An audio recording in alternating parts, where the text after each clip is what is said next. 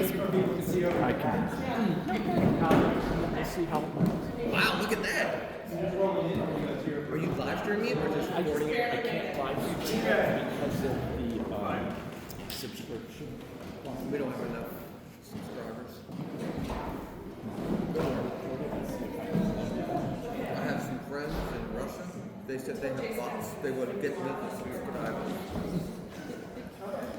Ah, yes.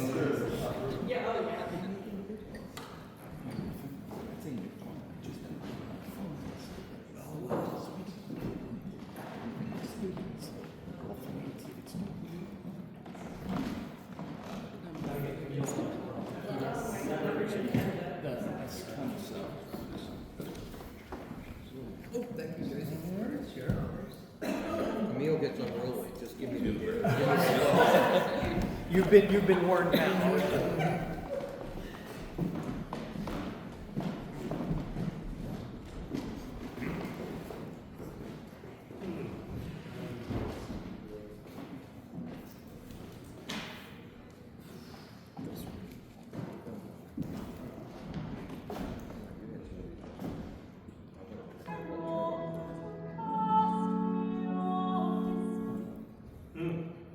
Okay, that's working, that's good.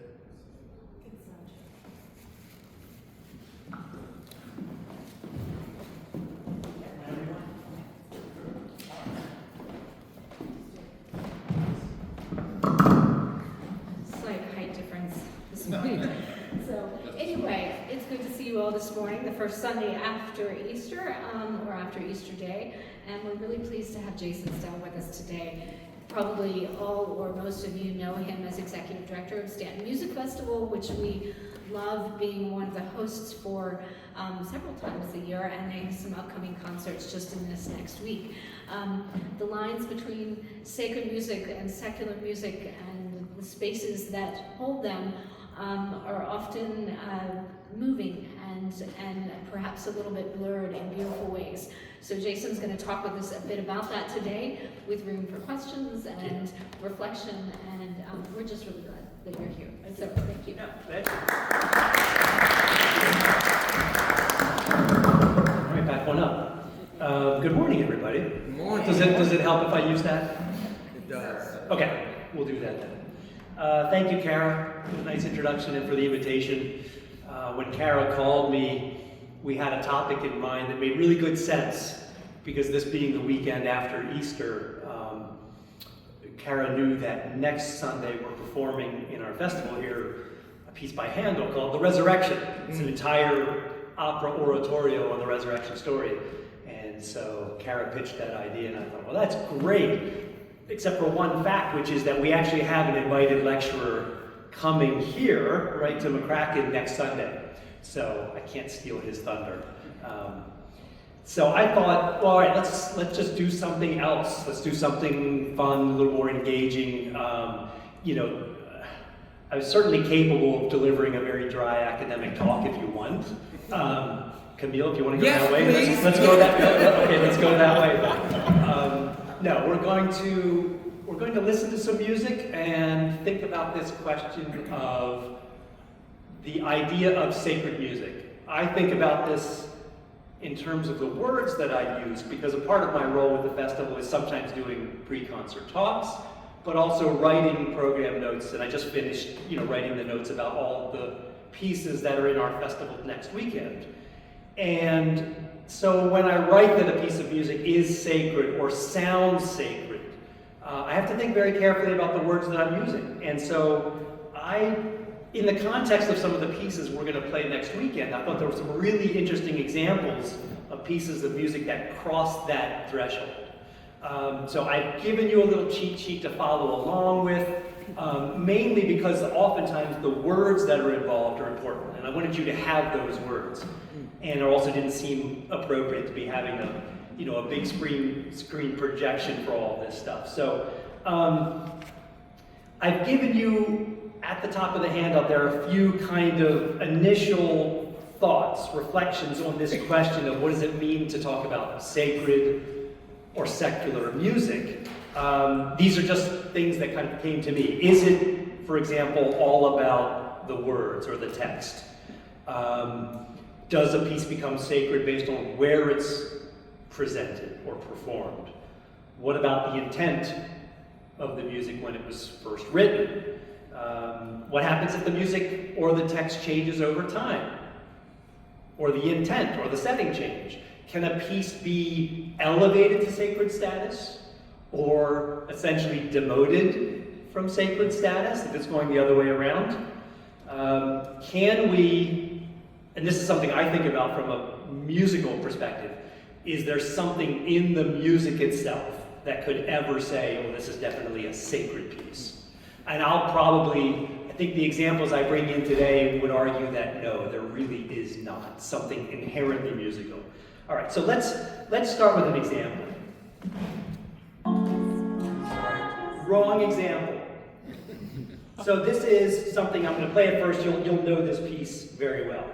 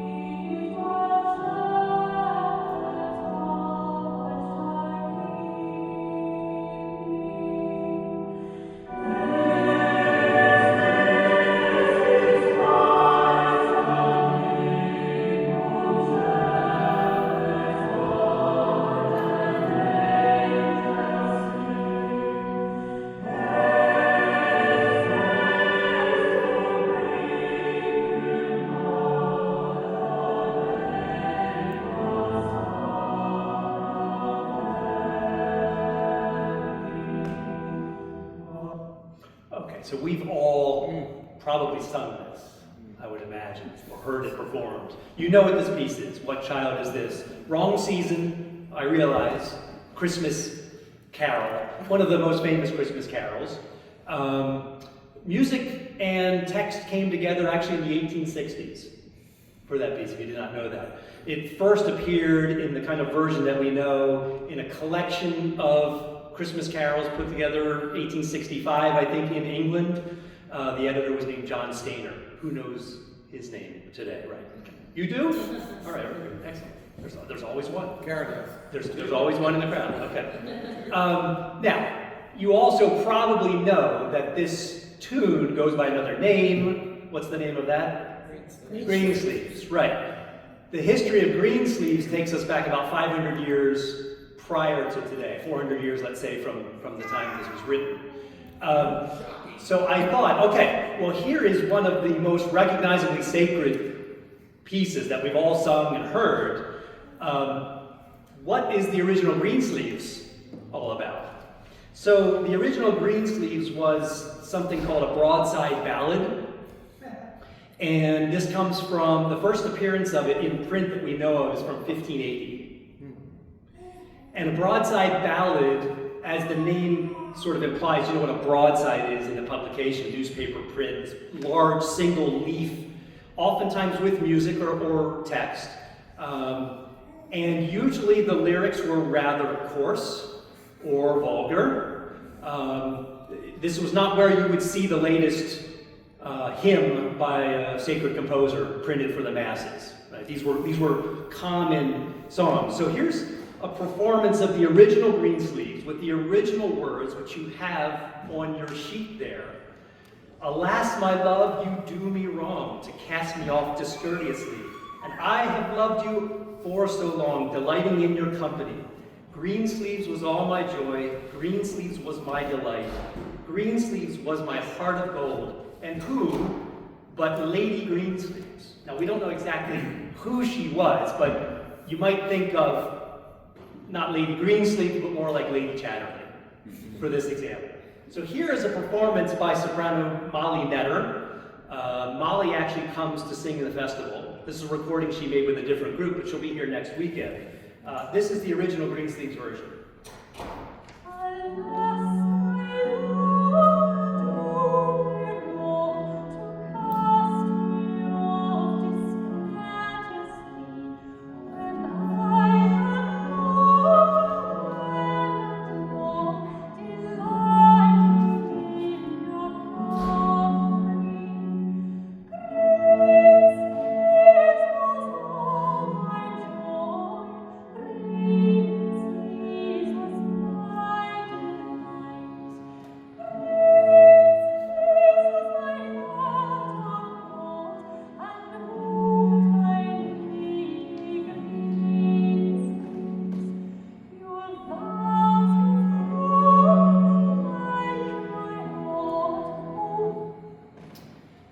So we don't know exactly what the significance is of Lady Greensleeves, who she was.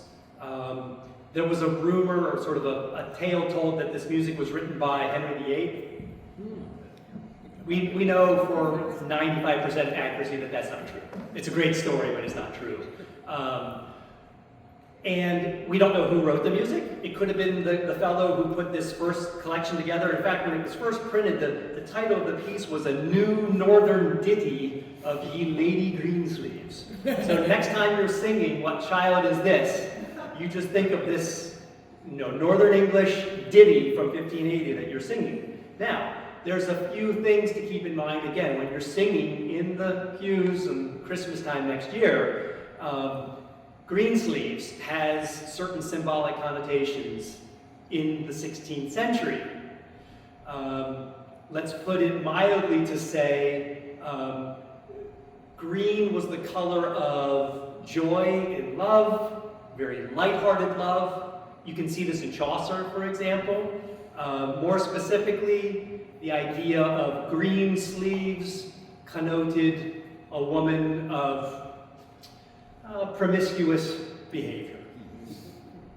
So, What Child Is This?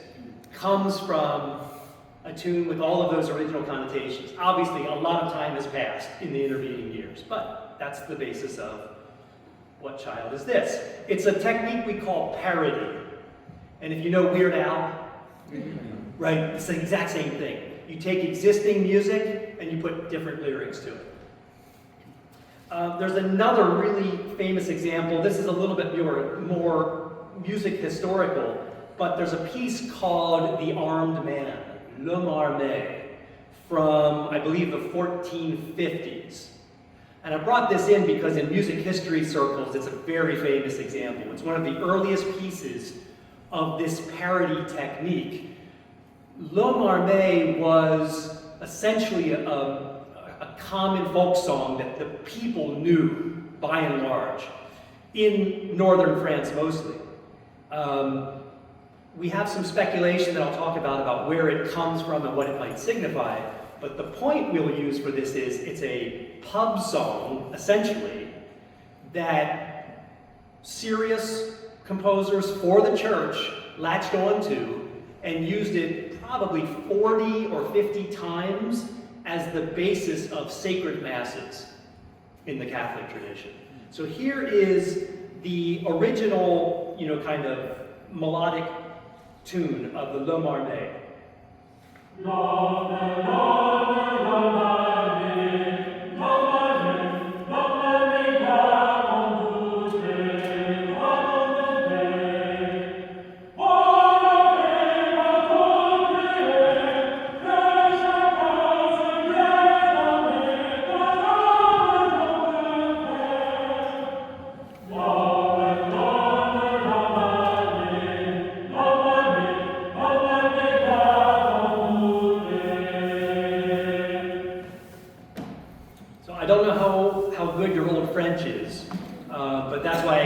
Translation there. The armed man should be feared. Everywhere it has been proclaimed that each man shall arm himself with a coat of iron mail. The armed man should be feared. And there are additional verses. And again, we speculate a bit about who is this armed man? What does this really signify? One possibility is St. Michael.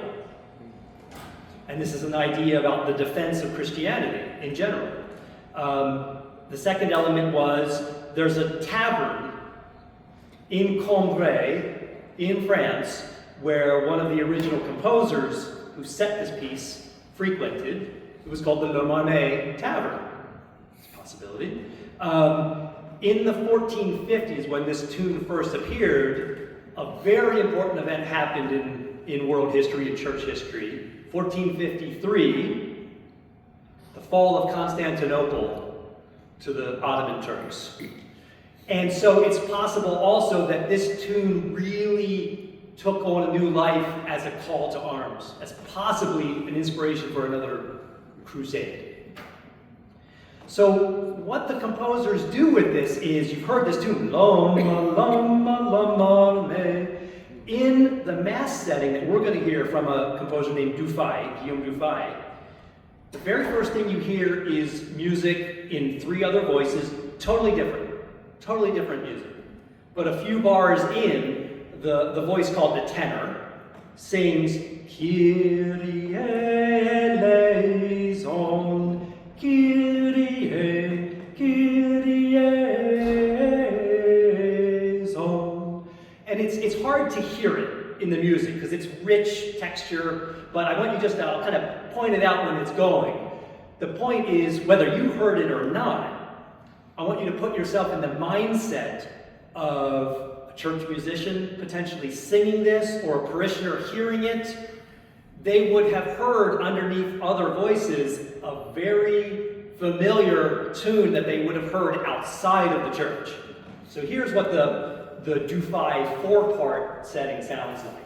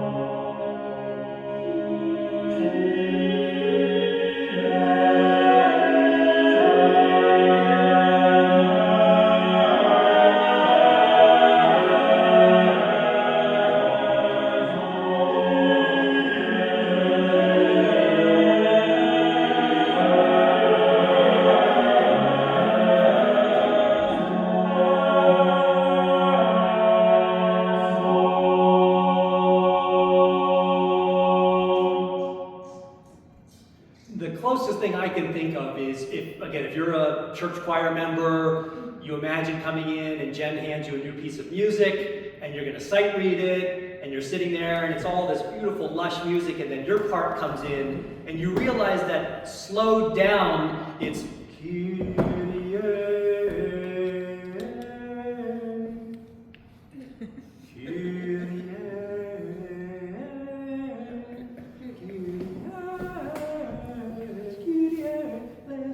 Right, you know something, you're like, a little bit of dissonance, a tune you know really, really well, and it's showing up in the middle of this really deeply spiritual piece. A little bit of disconnect. So, the next example, speaking of birthday music, an example from Johann Sebastian Bach. So, in 1734, Bach wrote this massive collection of sacred music called the Christmas Oratorio. It's actually a series of 6 complete works paired all together, all celebrating elements of the Christmas time. So one of the arias he writes is called Großer Herr, Great Lord, O Mighty King. You have the lyrics here. Dearest Savior, oh how little you regard earthly splendor. He who maintains the whole world and created its glory and adornment must sleep in a hard crib. So it's a really exciting, kind of up-tempo, celebratory piece about the birth of the baby Jesus. And as I say, this comes from 1734. Here's an example of that bass aria.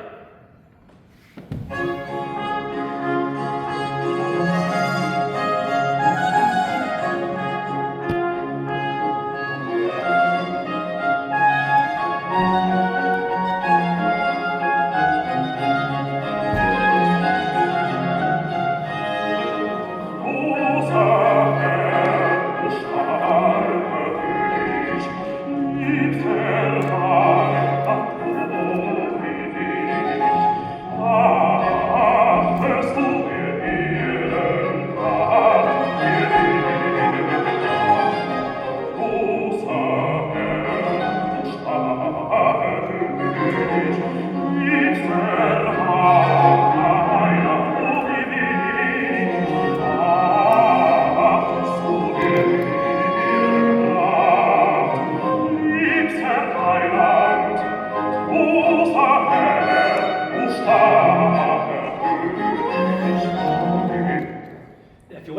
rest of it, you have to come Friday night. Okay, this is actually, sorry, this is shameless plugging.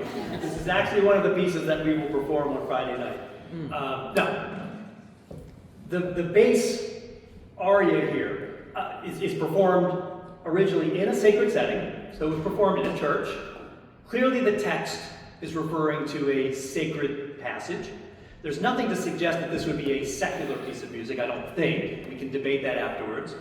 But the only wrinkle here is that about a year before he wrote this, Bach used exactly the same music, note for note. It's the same key. It's also a bass aria. The only thing that was different when he originally wrote it was the text. It was called at that time not Grosser Herr, but Kron und Preis. This is the other text you have. Crown and trophy of royal ladies, queen, with your name I flood the entire world.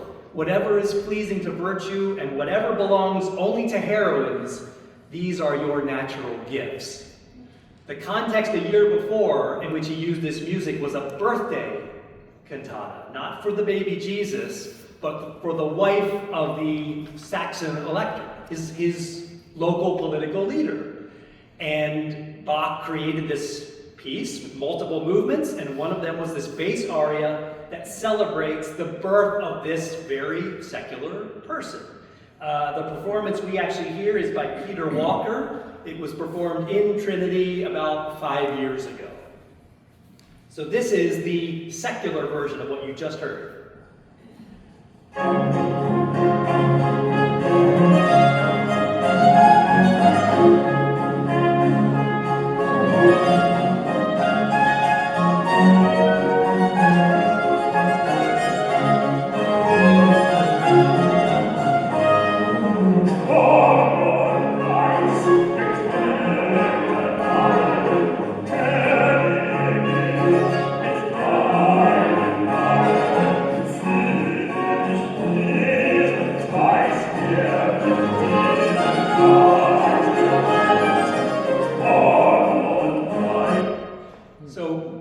Note for note, everything is there, unchanged, except for the text. And that would certainly, in our discussions about, is there anything that music in itself, pure sounds, could have that says it's sacred or secular, one or the other? This example would say, well, it's got to be able to do both, because it's serving both purposes a year apart for Johann Sebastian Bach. Stay with Bach for another example. Can't resist this one. Another piece that we're actually going to play this coming weekend is part of a harpsichord concerto. And I'll play for you the harpsichord version so you have the sound. This is the slow second movement of this piece. This one gets played also on Friday night, in fact. Tickets are still available. You can see Camille for last minute discounts.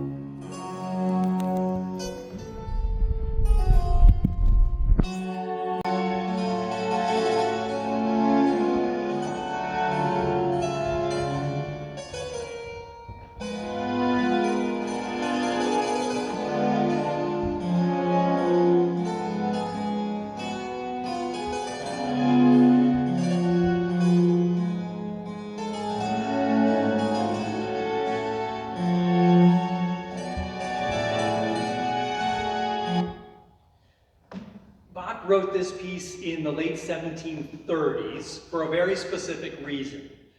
He had taken directorship of a local group called the Collegium Musicum.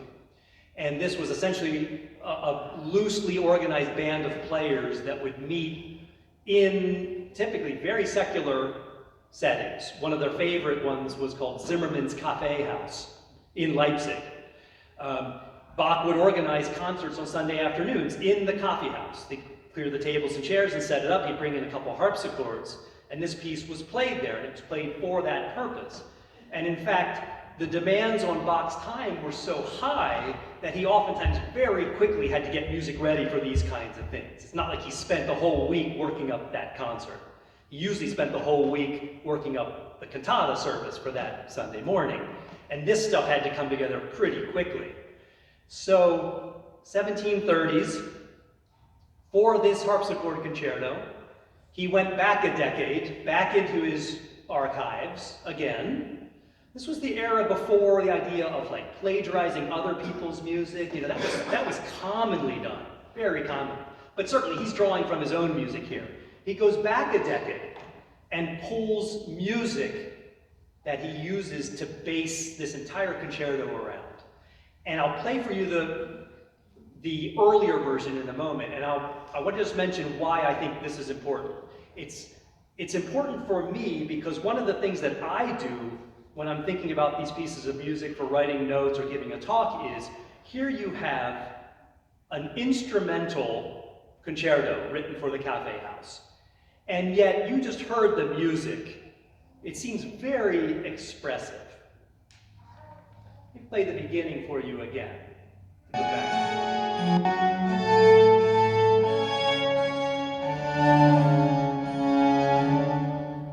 We have this walking bass line, rhythmic, low strings,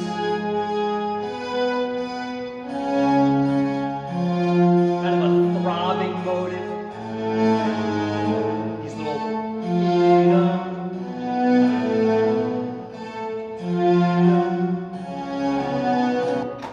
I spend a fair amount of time trying to shut this thing off. That's what I spend time.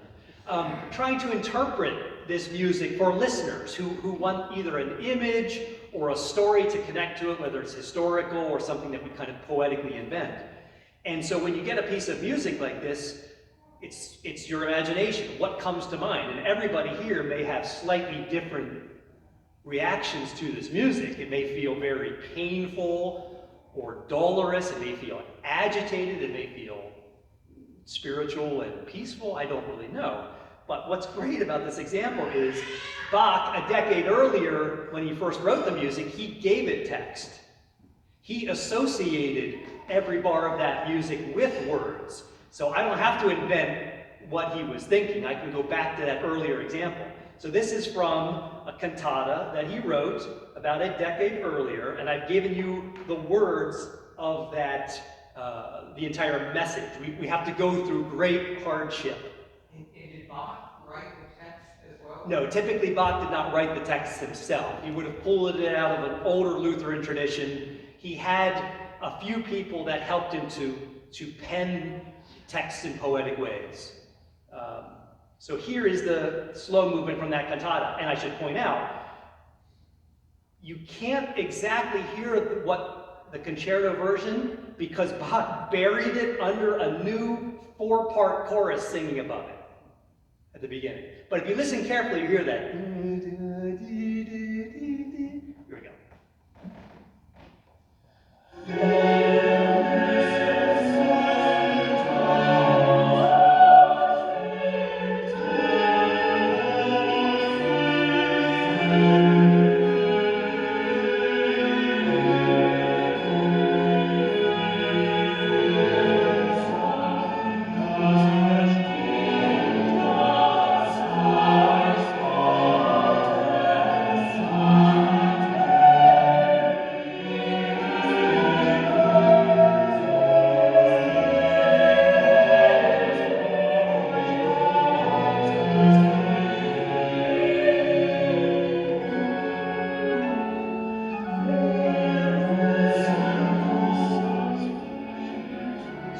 Specifically connects in his thinking this music with these words: we must pass through great sadness in order to enter God's kingdom.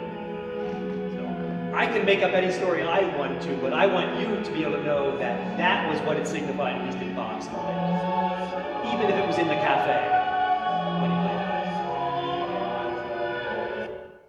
couple more examples. Hymns. When is a hymn not a hymn? I'm going to play for you, again, probably one you know very well. This is a hymn from the mid-1800s, written by a Scottish cleric named Henry Light as he was dying from tuberculosis. He wrote the words, and he set it to a tune called Eventide, which had been created around the same time by another fellow named William Monk, who was an English organist. Abide with me, fast falls the eventide.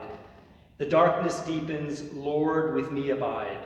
When other helpers fail and comforts flee, help of the helpless, oh, abide with me.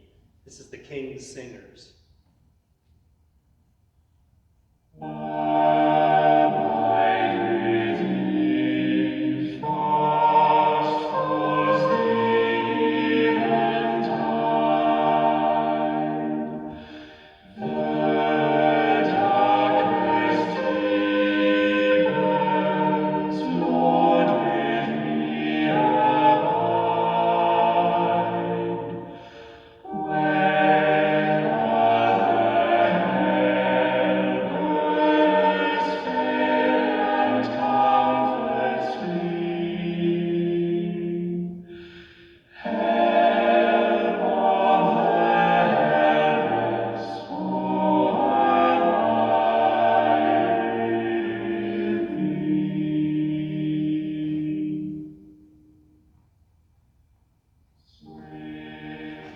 So I don't know if we can argue that this is not sacred. There's nothing indicating that this is not a sacred piece of music.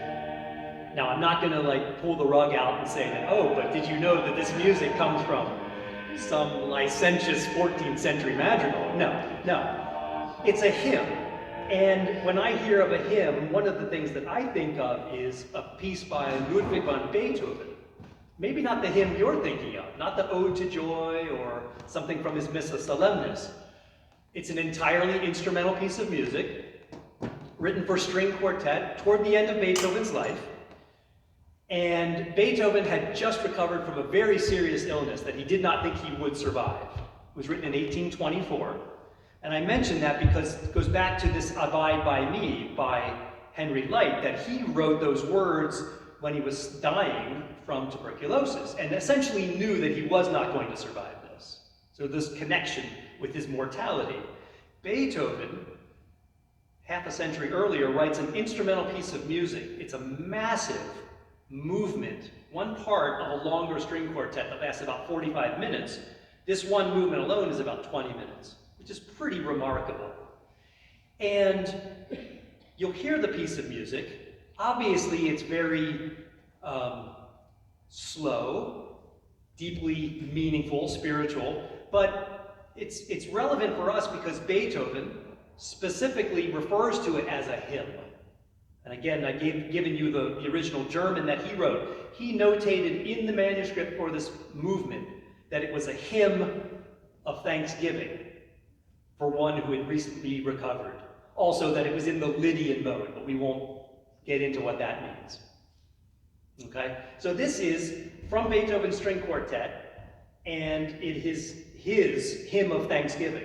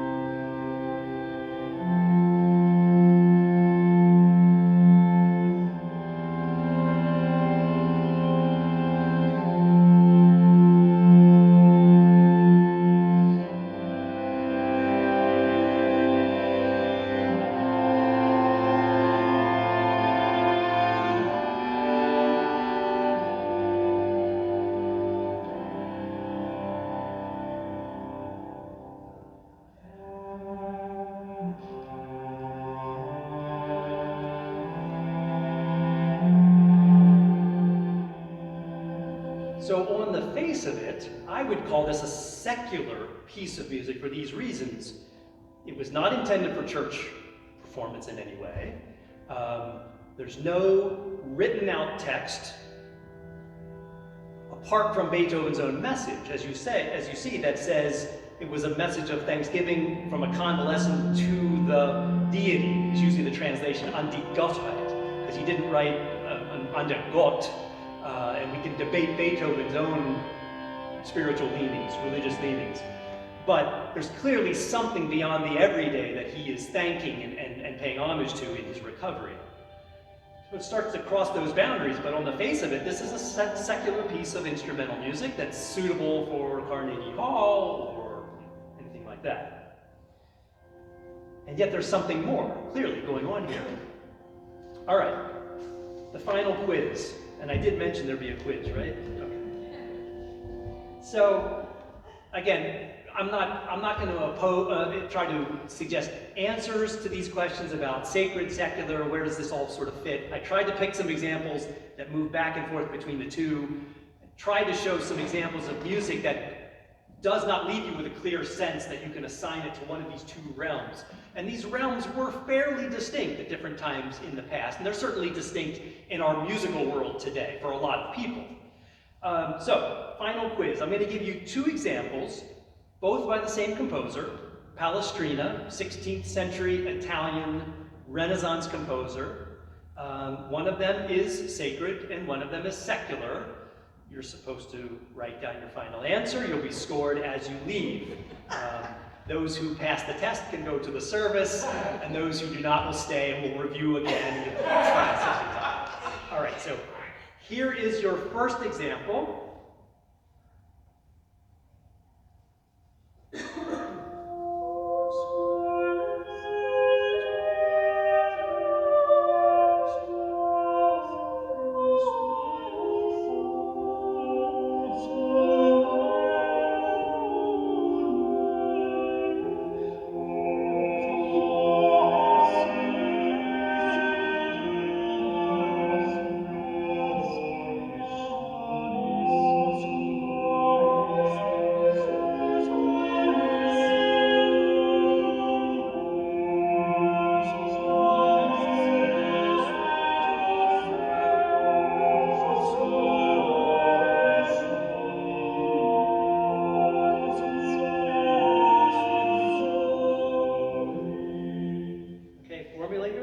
Keep them to yourself for right now. Here's the second example.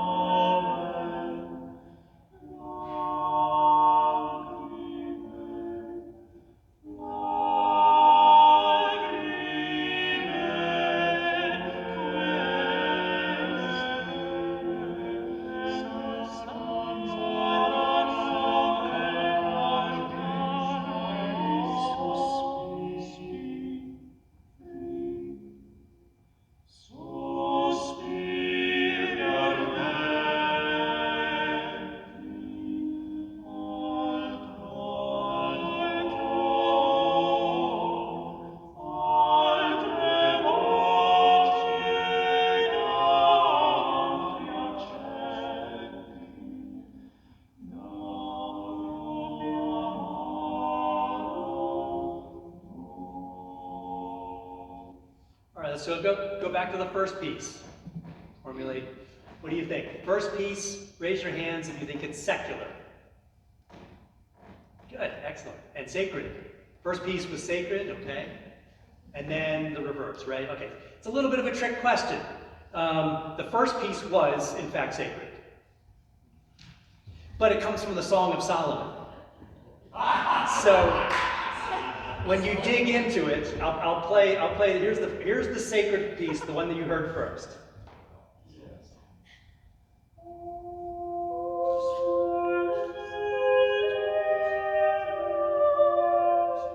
Osculetur me. Let him kiss me with the kisses of his mouth, for thy love is better than wine. Because of the savor of thy good ointments, thy name is as ointment poured forth. Therefore do the maidens love thee.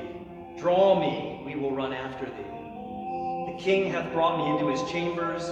We will be glad and rejoice in thee. We will remember thy love more than wine. The upright love thee. So, all right, is that sacred or secular?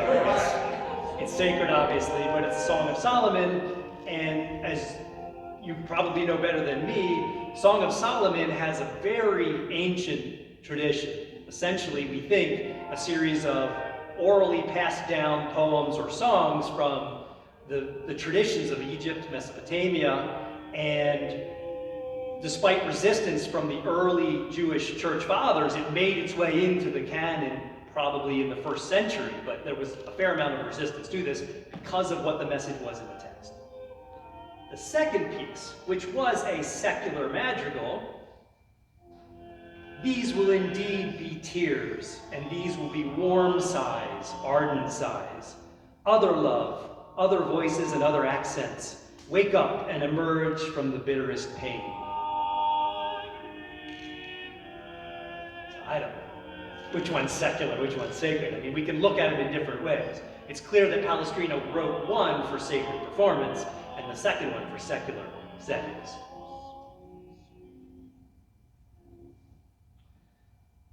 Okay, that's all I have to say. I would certainly be interested to hear any thoughts that people have in here.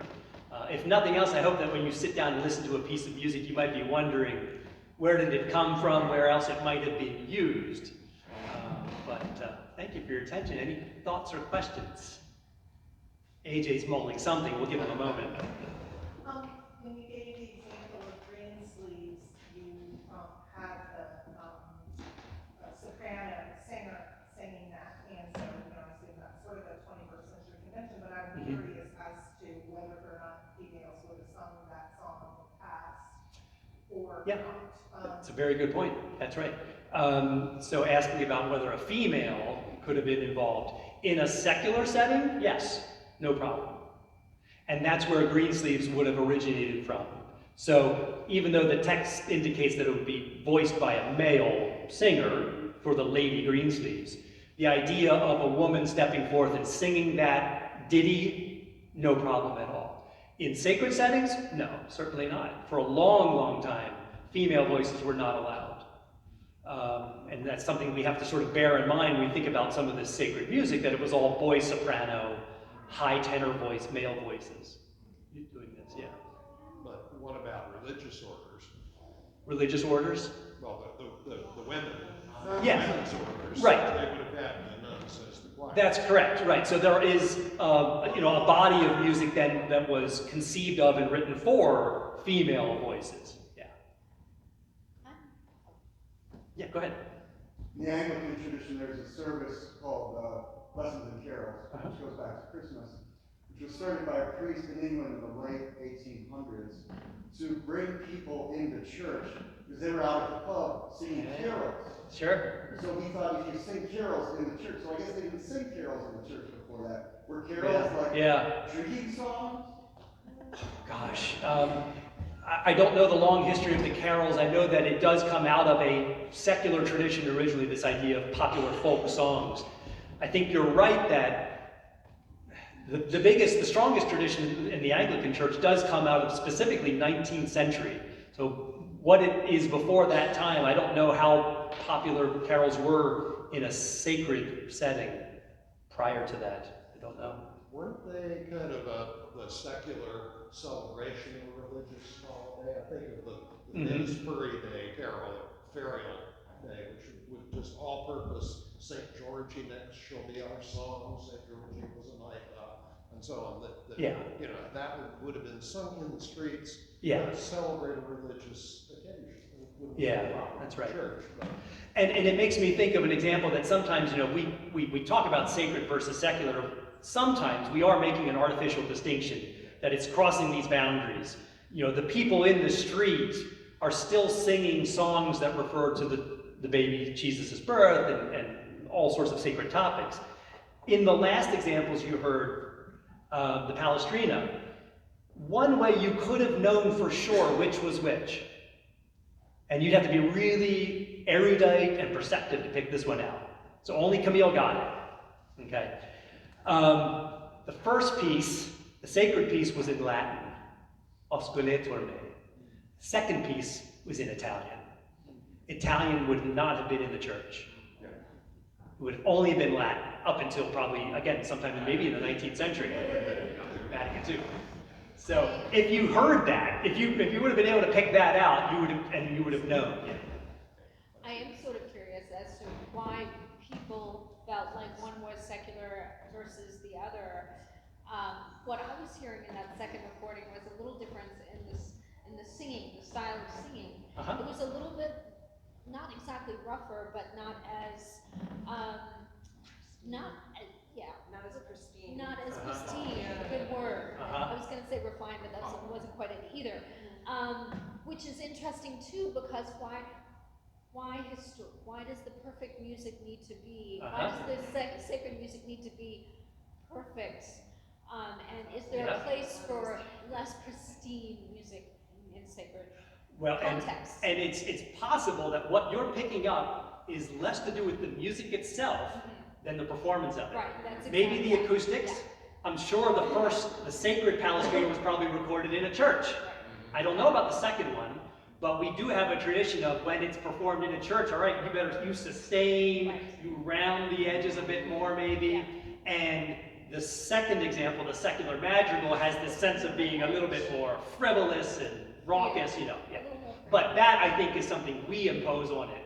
Yeah. Because I would have loved to have been in 15th century church to listen to how they sang their sacred music. It would not have been polished. Because, again, they probably would have been sight reading. Yeah. So that's one reason it wouldn't have been polished. I think also I would ask, building on that, how much of it is how the performance is, and how much of it is how we listen to music. Yeah. When we hear the term church music, especially since we're Episcopalian and have a certain tradition in church music, we have an automatic perspective of what it's going to sound like. Yeah, sure. And I think if I did this same thing for a general audience, went to the high school and just brought in 100 people randomly, I would imagine almost that a lot of those people would have thought everything I played was church music. Beethoven included, Greensleeves included, because it's not what they're listening to on a day-to-day basis, right? It's not hip-hop or R&B or rap or whatever, country. So anything that's not those secular genres, anything else would be, I don't know, it's highbrow church music, maybe. Can I piggyback on that? Please. I was thinking, part of what makes it sacred to me is that there's something transcendent in beauty. And so, just in the same way that when we see visual art, there's something about it connects us to the holy. Or when we hear this music, which is sort of otherworldly, not just because it doesn't sound like Taylor Swift. You're not a Swiftie. Yeah, not Okay. but there's a connection to, and I do think that there's a theology of beauty that transcends this world, connects to the other. That's what And that is a fair reaction in the sense of, could you take any of these pieces of music, the Beethoven string quartet, for example, or a very secular madrigal, maybe you don't even know what the words are saying because it's in Italian and you're not following, but you're getting a deeply emotional response to it that's taking you out of your everyday. So are we willing to say, and you may be able to say this, that the sacred therefore is what I make of it? We twist Taylor Swift. That's right, the Swifties were in an ecstatic state in that concert. But yeah, that is certainly one reaction to it. You could say that this is what I make of it. It's my reaction that takes me out of the everyday. I was just gonna kind of dovetail on what AJ was saying, because when I was thinking of the secular version of Greensleeves, I was like, oh, this is like the 1990s Alanis Morissette angry song about your breakup. Yeah. And how that, that's, that spoke to me, I'm gonna say, at the time. Do tell. I know, right? Sorry.